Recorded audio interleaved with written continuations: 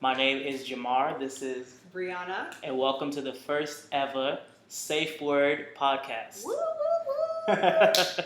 Now, I know some of you guys probably wondering what the hell Safe Word is. And basically, I'm going to have Brianna explain it. Okay, well, the safe word is basically, what was the safe word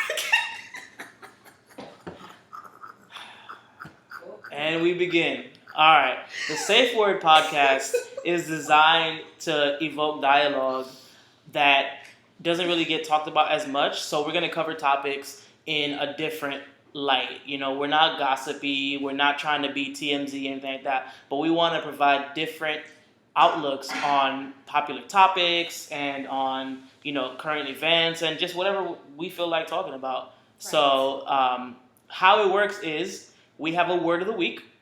And that safe word is what we will be using if we present an opinion that may be judged or something that contrary is that even a word? Something that is contrary to what the public opinion is.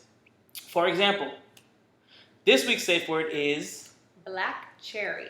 Black cherry. All right. So in this case, if let's say, for example, we were talking about Kanye and how he said a few months ago that slavery was a choice. And let's say that I agreed with that.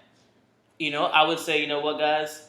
Black cherry, I agree with Kanye. Slavery was a choice, which I don't necessarily do, but if I did, that's how I would phrase it. And in that particular moment, it evokes more conversation, but also you can't judge me on it in this particular moment. You can't sit there and look at me like I'm dumb because this is a safe space. That's why it's called the safe word, okay? So we want everybody to feel like they can contribute to the conversation without being judged. Right. Couldn't have said it better myself. Well, thank you. All right, so you want to begin? Okay, so. Well, first of all, is there anything that we need to cover? Like, do you want to tell them a little bit about yourself, or? Okay, well, I'm Brianna, as we said before. I went to FAU, graduated last year, December, with my master's in criminal justice. I don't really do much, There's nothing really interesting about me. I disagree with that. Okay, There's plenty of things interesting about you. Like you're so pretty. And you're smart. Okay. And you're a black queen. Oh, thank you. Cue applause. I know, right? But yeah, that's what you just did. That's really it about me. I wanted to do this podcast because I think it'll be really interesting to listen to everyone's opinions, and you can also learn something from different people and their opinions as well. So I thought this was a great idea. Dope. My name is Jamar Brianna. By day, I'm a recording artist and a DJ, and by night, I'm an amateur vlogger, I guess. Just released the album Chameleon in stores now. Go ahead and feel free to cop that. I am clearly a very talkative person. I'm an extrovert. And what's awesome about our dynamic is that I'm outgoing and extroverted, and she's more introverted. She's still outgoing when she wants to be, but she's not as out there as I am. So we kind of yin and yang each other. Night and day. Yeah, all day, all night. Yeah. So yeah, I guess let's start with the first topic. Let's jump right in. Dive in, Trey Songz. Okay, so the first topic we have today is, why do females need makeup? You want to go first? Why do females need makeup? Personally, I don't think females need makeup. I think that makeup is the devil. I think that makeup is a tool used to conceal, to trick, to mislead, to bamboozle people into believing that someone looks different than how they actually look. If someone can't accept you for who you are naturally with no makeup, then maybe they're not the one for you. Ooh, that was deep. Well, I disagree. There's, of course, certain instances where some females will put on like a pound of makeup and they look like a completely different person, and they use it to cover up, blemishes or flaws in their skin. That I agree with you there. I don't think it's necessary to do all of that. But I love wearing makeup. Okay? I love going out, getting dressed up, doing the whole 9 yards, putting on my heels, doing my hair, putting on my makeup, doing my brows, all of that. Highlight, that's my girl's best friend, okay? I love makeup. I think it was the best thing ever invented, honestly. I love it. And no, I don't necessarily think I'm ugly without makeup, but I also think that if you want to enhance your beauty and you want to feel pretty, you want to feel good, you put on makeup. Like, why do people put on earrings? Why You're not going to sit here and compare earrings to makeup. I'm just saying. You're not going to do that. No, come on. I'm just saying, when someone, okay, hoop earrings. Mm-hmm. What do you see when you see a girl with hoop earrings on? A girl with earrings? It's a different type of earring. Right. So hoop earrings versus studs. You could say earrings, and the different styles of earrings is closer to someone's hairstyle choice, but not someone's desire to wear makeup. And I do agree with you, a little bit of makeup if you want to do that. I'm specifically talking about the people who put on 2 pounds of makeup and they end up going from like, LaQuanda to Jasmine from Aladdin. You know what I mean? Like, I feel like people go from I hesitate to use numbers, but let's say you led, like you an ugly girl, and all of a sudden you put on all that makeup and now you are a different person with a whole bunch of like stuff on your face, and then it takes you 2 hours to take everything off at the end of the night, and by the time you wake up with the person the next day, it's like they slept with a stranger. Not that I have any experience with that, of course. You sound like you do. I'm not bitter or nothing like that, but I'm just saying I don't agree with the need, and it's not only a need, but it's almost forced upon ladies and girls in society, because the makeup industry, don't get it twisted, is $1 billion trillion industry. So of course they're gonna have you feeling like it's necessary to put on makeup and foundation and highlight and whatever the hell else, mascara, all that good stuff, and good for them to get their hustle on, but it's not necessary. And furthermore, for me, in my personal preference, I don't really like it. And I'm not going to tell nobody what they can and cannot wear, and I would never tell you, obviously, that you can and cannot wear makeup, but I'm just expressing... No, I do not. Yes, he does. No, I do not. I'm just expressing my preferences, and you do with it how you will. Just like you've expressed your preferences with my hairstyles. She liked my dreads. I used to have dreads back in the day. She loved them. I don't, and I cut them. And she tells me every chance she gets that she misses my dreads. I do miss his dreads. And it's so funny because I'm not even a person who is attracted to guys with dreads like that. She let them Kodaks. So it's really interesting how I was attracted to this one over here with the dress. Anywho, I love makeup. That's really all I can say. I love wearing it. I love how I feel when I'm out. I also, like, okay, if I have a face beat, right? Beat to the gods. And I step out and I have my heels and my hair's done and everything, I feel like a bad chick. I feel like, okay, let me go out. I feel so much more confident. Like, I don't think makeup is a bad thing if you don't let it become a bad thing. Okay, so let's say you were a dude, right? Okay. And you was at the club or the lounge or whatever, and you met a female, and she looked beautiful. She was all hair done, nails done, everything did, hairstyle on point, outfit on point, everything, and she had makeup on, but it being dark outside, you didn't know. When the lights go on, and she looked like Bozo, the clown, how would you expect to feel? By then, you already invested drinks in there. You're thinking it's a done deal, and she go from looking like Halle Berry to Halle Scary. I mean, it's like these dudes that have these wigs now, like with the whatever they're called. I've seen videos. They have the beard wigs, okay? They have the mustache wigs, and they have the hair wigs. You guys are doing the same thing to us. If a girl can wear a weave, why can't a guy wear a weave? No, The seriously difference though. is Seriously. most girls who wear weaves have hair still. Uh-uh. You guys are bald. There's a bunch of bald-headed skin rats out there.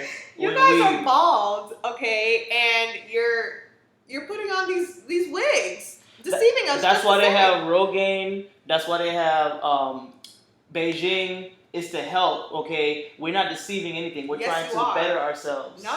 Well, that's what we're doing. We're trying to better ourselves. Nah, I don't think so. I disagree on that. I guess we have to agree to disagree on that. I love makeup. Mm. Love it. But you're not an ugly girl. See, if you were ugly, first of all, you wouldn't be dating. But if you were ugly, and I would see that there could be a desire for makeup in your life. It's just like that. There was an Asian woman that a long time ago got a bunch of work done, plastic surgery, and married some dude, and then they had kids, and all the kids end up looking just like she used to look back in the day, and she ended up he ended up suing her and winning the lawsuit because she deceived him. She did all this plastic surgery, got all the body looking right and everything, and the kids looked like cavemen. It was horrible. You see the picture. I'm sure you guys can pull up the picture and see for yourself. The judge awarded him the victory in the case because she was wrong. Now, obviously, it's not as extreme, plastic surgery versus makeup, but it's a similar premise. Wrong. You don't think she was wrong? Did she not tell him or something? She didn't tell him. He knew nothing of that. And the kids ended up looking like strangers. Like if they didn't come out of the mom herself, he probably would have thought it was somebody else's kids. You gotta see it for you to be able to really see what I'm talking about. They looked. I don't want to talk about people's kids, but whew. You can't control how your kids come out. I don't think that was her fault. You literally can control how your kids come out if you started off one way and did plastic surgery to look another way. Plastic surgery is not genetic. Yeah, but I mean, You think Kylie you think Stormy's gonna look like Kylie does now? Stormy's a cute baby, so. Mm-hmm. But she's not gonna look like Stormy does now, like Kylie does now. She could. She has the money for it. See, this is what I'm talking about. Anyway. People in general, I'm not even going to say females, people in general are so quick to financially alter, or to say cosmetically alter themselves if using that's what finances. makes you feel good, and that's what makes But you feel God, like you feel good. God does not want that. Okay? He says, come as you are, not come as you bought. But technically, if that's how you are now, you'd be coming as you are. We're going to move on to the next topic. Okay. Clearly we're not going to agree on that one. Okay. And what's the next topic? Guys, feel free also if you want to chime in the comment section. Make sure you guys give us your feedback. We want to know what you guys think. Yes. Okay, so topic number 2. Ooh, this is a good one. Should a husband defend his wife against insults from his family? Ooh. Deep. I'll go first. Can it not be a husband? Can it be a spouse? Sure. Because wives absolutely. need to defend their husband too. Can a spouse or should a spouse defend their spouse against insults from their family? And what kind of insults are you talking about? Jokey jokes or like real shit? Like, well, I guess it depends on who on who your spouse is, because if they're sensitive, a joke could be very insulting to them, you know? So I guess it depends on who your spouse is, and you kind of have to go off of their feelings and how they are. But yes, I absolutely believe that you should defend your spouse against insults from your family. In this case, I think it's like actual insults, not just jokes. I personally think that if you get to the point where you're a wife, then you should be familiar enough with the family of your husband, or your spouse, I should say. So it would have to be like a real insult, right? Yeah. For example, my family, we joke around all the time. We crack jokes on each other. Yes. And if you're just getting into the atmosphere, I can understand you being offended. But if you've already been around to the length of becoming someone's wife or husband, then they have to know how your family is. But also at the same time, not everybody is privileged with that. Not everybody is able to build and have a relationship with their spouses family, even before becoming married. I mean, that was the situation with my parents. My dad and my mom's side of the family, my mom's dad's side of the family, and my father, they don't get along at all. And for a long time, my mother and father, they didn't talk to them. And we didn't have a relationship with that side of the family because we never talked to them because of their relationship with my father. And in that instance, my mom chose my father. She chose her husband. And she defended him. So, yeah, I strongly believe that you should defend your spouse, husband or wife, against insults from your family. Absolutely. Because when you become a husband or a wife, you become one with that person. So it's unfortunate and it happens a lot, but yeah, I would definitely say defend your man or woman. Defend what's yours. Okay. Black cherry. Black cherry. I think sometimes it's warranted for your family, for you to take your family side in that type of situation. Because the reason why is, sometimes your partner, even they started off one way and they completely turn into a different person. And they're not who you fell in love with, or they're not who you married, or they're not doing the things that they used to do, or they're doing things that they never did before. Can you imagine a Tyler Perry, Medea family reunion or whatever, when dude was stepping out on his wife and, abusing her and things like that? If my family sees these things better than I can, because sometimes when you're in the situation, you can't actually see what's going on properly. So someone externally has to tell you, or at least be able to guide you to the light. In that particular situation, the family has every right to, to discuss these things with you.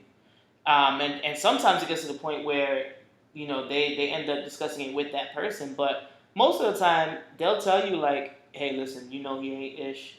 She ain't ish. You got to move on. You got to whatever, get counseling, whatever. And in that case, you can't necessarily tell them to go mind their business because they have your best interest at heart. Yeah, that's a good point. It's not always the case. Sometimes you have family members who, like you said before, are intent on, keeping things the way that they are. Because that's the thing, isn't it funny how when you get happy and when you get, progress in life, the people from the past who don't want you to evolve start finding reasons to tell you why going the way that you're going is not the right way. And you shouldn't be with that person, and et cetera, et cetera. And that's when you can tell them mind their funky business. Absolutely. Right? But I think that is a situation that calls for family intervention. I guess it's just a matter of how, right? Like, how would you? Okay, let's say for example, what would a situation be that you would accept family input against your boyfriend or husband, I should say? If it was something that I truly believed that we could not work out ourselves, and it was something that I had to seek counsel for, like for instance, maybe kids. Like maybe if I didn't want kids, and let's say Jamar wanted kids, and we started fighting about it and getting into really, really deep and big arguments about that. I would seek counsel from my family, most likely. If I feel like that's something that we couldn't hash out together, I would seek counsel from my family. And possibly accept their insults against you. See, that's interesting because I don't think I would want too much of my family input on that.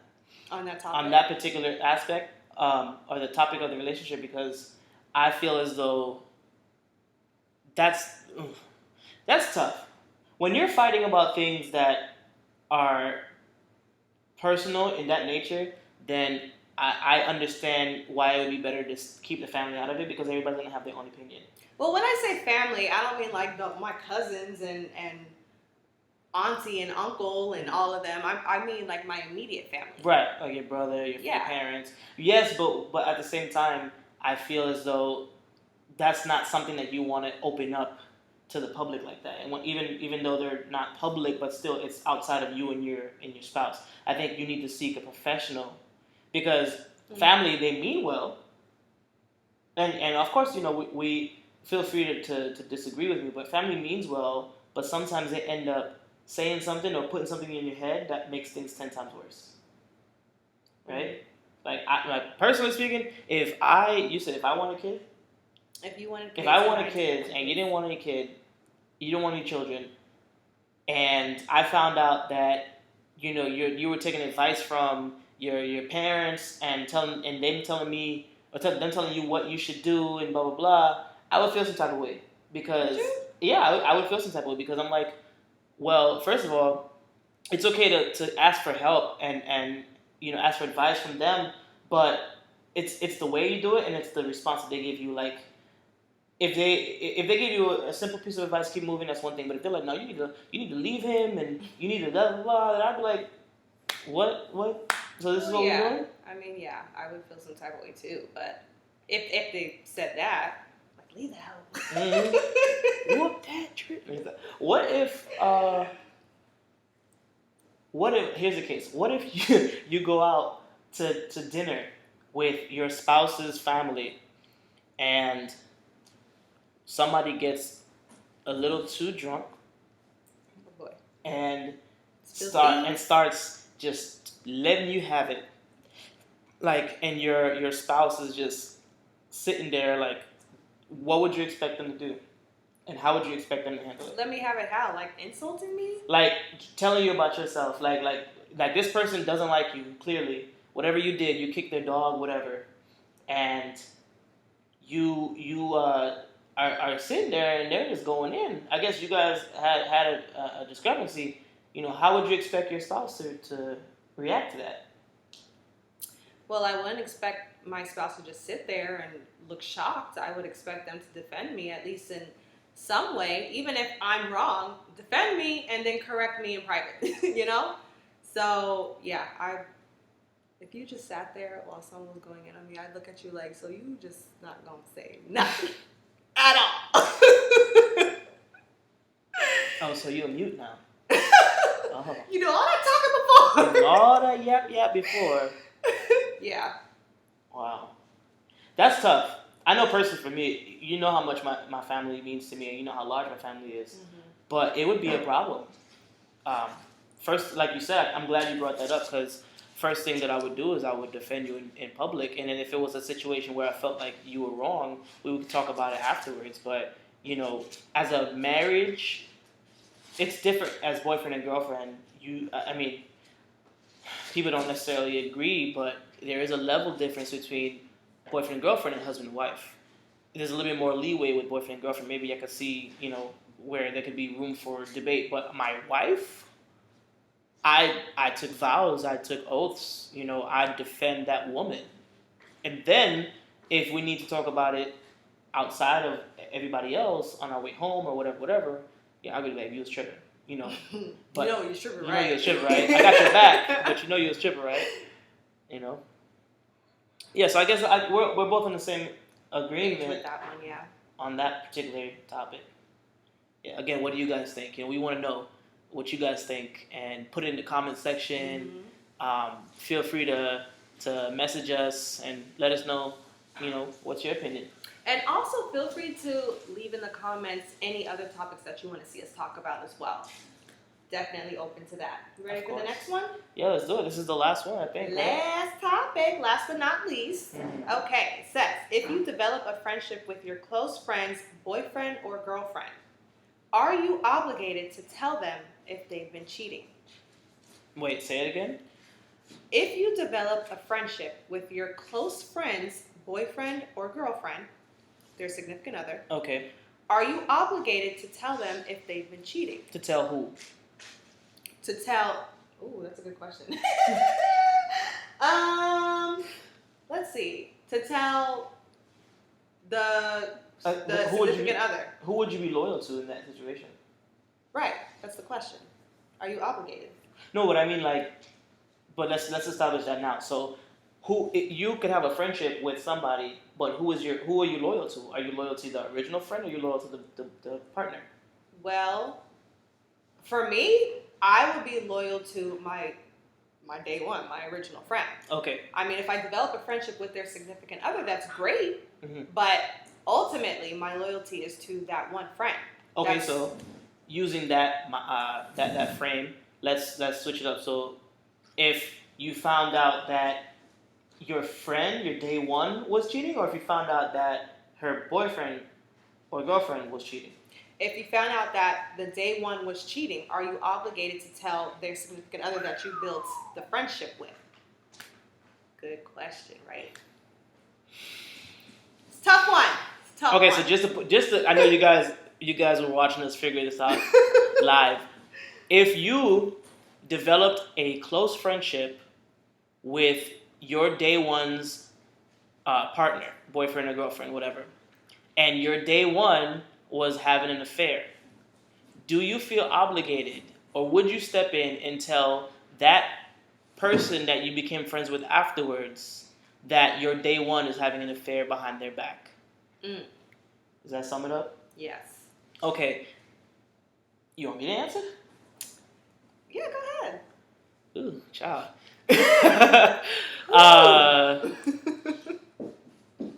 Well, honestly, I would not. I wouldn't say a word. I honestly wouldn't. I would do everything through my best friend.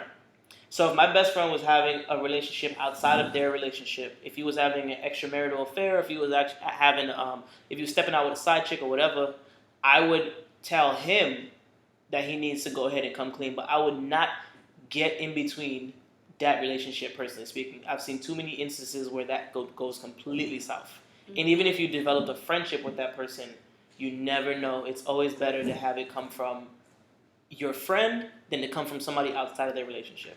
Yeah, I agree. I would not get in between that at all. It's almost like when you have two close friends, and they get into a quarrel or a disagreement, and you're stuck in the middle like, well, I don't want to choose sides because I'm friends with both of you.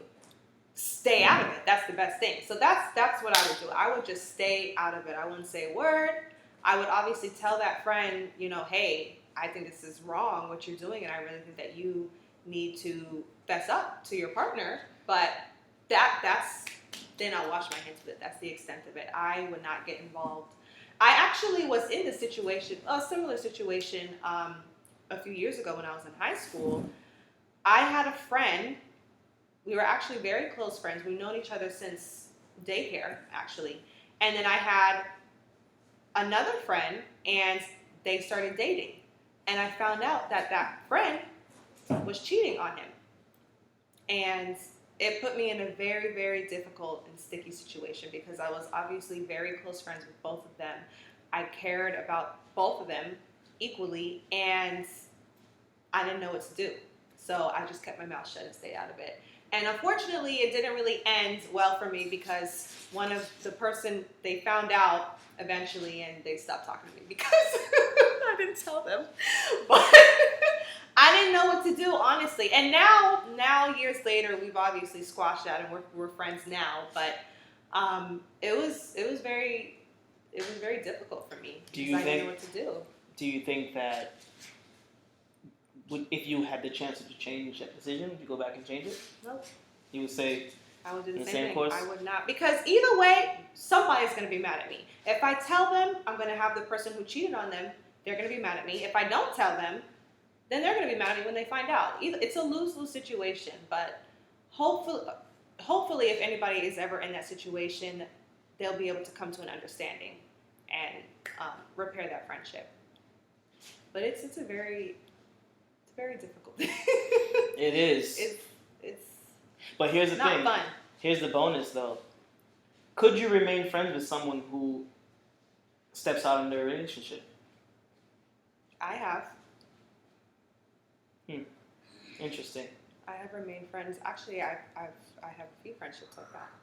They've stepped out, and we're still friends. And you're still friends. Are you like still the same level of friends? No, but not for that reasoning. Well, you know what? I think that's all the time we have for today. How do you think we did, babe? I think we did great. I think we did a good job. Yeah. All Good right. job. Shout out to us. Thank you guys so much for tuning in to the Safe Word Podcast. My name is Jamar once again. This is Brianna. And if you guys have any comments, feedback, or if you want to suggest the next topics that we should talk about, make sure you guys comment below. Hit us up. Peace. And subscribe. Subscribe. I've always wanted to say